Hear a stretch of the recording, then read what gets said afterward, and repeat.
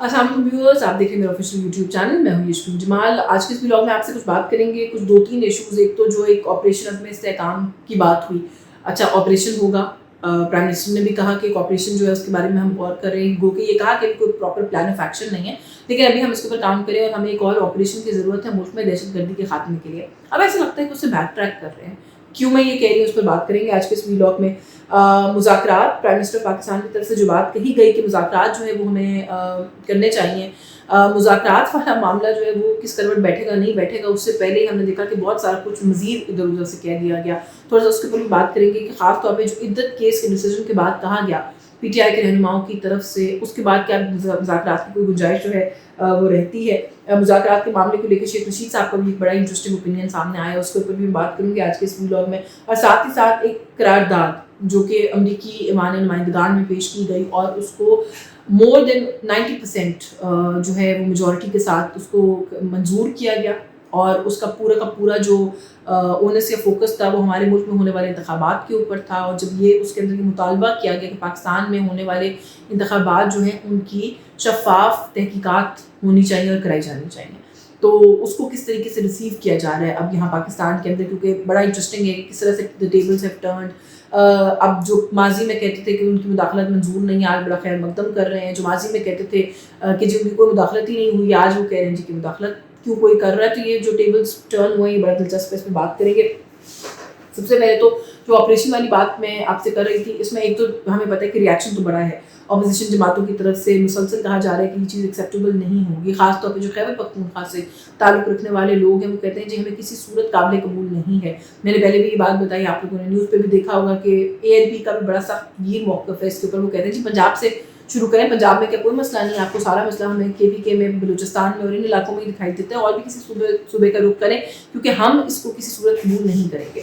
अच्छा, दूसरी तरफ मौलाना फजल रहमान ने मशवरा दिया है हुकूमत को। उन्होंने कहा जी मशवरा ही दे सकता हूँ कि पंगा ना लें, ये वाला, ये पंगा भारी पड़ेगा और महंगा पड़ेगा। तो पंगा किस तरह से होगा, क्योंकि उनका अगेन वही पॉइंट है। अच्छा, उन्होंने तो बड़ी सख्त गुफ्तगू की। उन्होंने कहा जी कि ये जो पार्लियामेंट है ये अवाम की नुमाइंदा नहीं है, ये इस मुल्क की इस्टेब्लिशमेंट की नुमाइंदा है।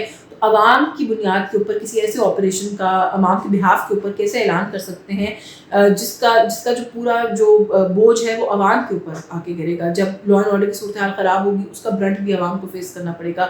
जब नकल मकानी करनी पड़ेगी वो भी इस मुल्क के अवाम को करनी पड़ेगी। तो ये सारा का सारा जो बोझ है वो इस मुल्क के अवाम पर डालने का फैसला ये पार्लियामेंट नहीं कर सकती, क्योंकि ये नुमाइंदा ही नहीं है इस मुल्क के अवाम की। अच्छा, मैंने जो कहा कि वो बैक ट्रैक क्यों करते हुए लग रहे हैं, एक तो पहले ऑपरेशन का बताया गया, फिर कहा गया कि काबीना से अप्रूवल ले लिया गया उस ऑपरेशन का, फिर ये कहा गया जी कि अभी कोई ऐसा ऑपरेशन की बात नहीं है, अभी तो कोई प्लान ही नहीं है, प्लान के ऊपर भी हम काम कर रहे हैं।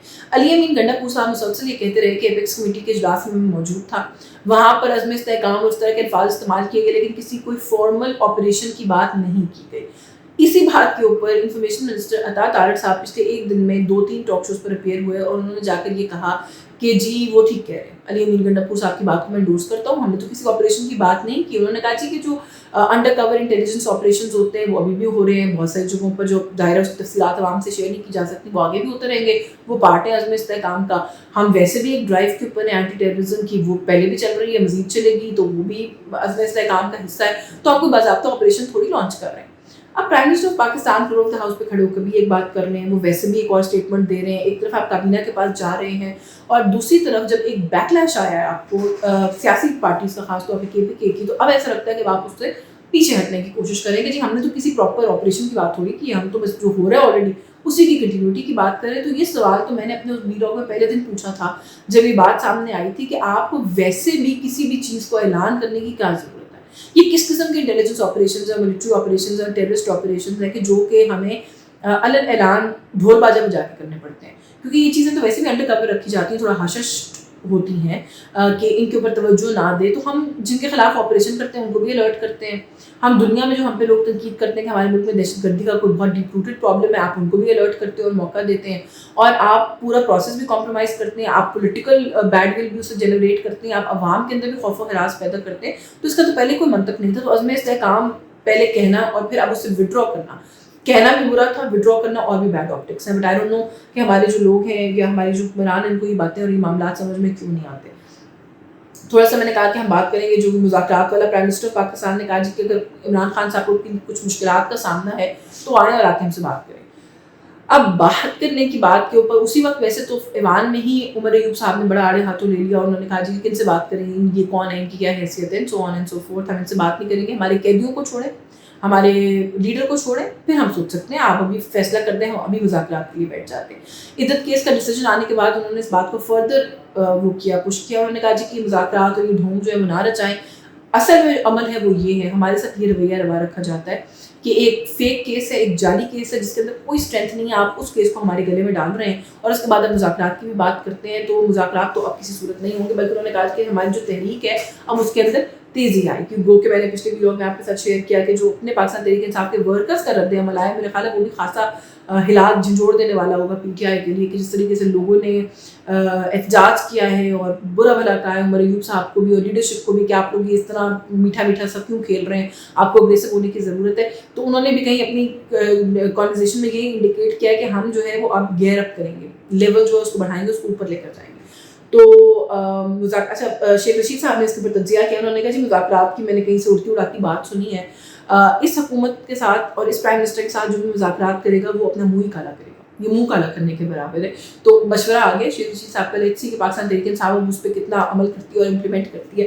آخر میں تھوڑا سا امریکی, میں نے کہا ایوان نمائندگان میں جو قرارداد آئی ہے جس کے اندر یہ کہا گیا ہے کہ ایک ڈیموکریسی کے نام پہ چلنے والا ملک جو ہے اس کے اندر جس طریقے سے الیکشنز ہوئے ہیں اس پہ بہت سارے کویسچن مارکس ہیں, اور یہ مطالبہ کیا گیا ہے وہاں پہ جو کانگریس مین ہیں ان کی طرف سے کہ, اور 96% ٹو پریسائز جو نمبر ہے لوگوں کا جنہوں نے سینیٹرز کا جنہوں نے یہ کہا ہے کہ ہمیں جو ہے وہ اس کو ہم مطالبہ کرتے ہیں کہ اس کی پروب ہونی چاہیے, اس کی تحقیقات ہونی چاہیے.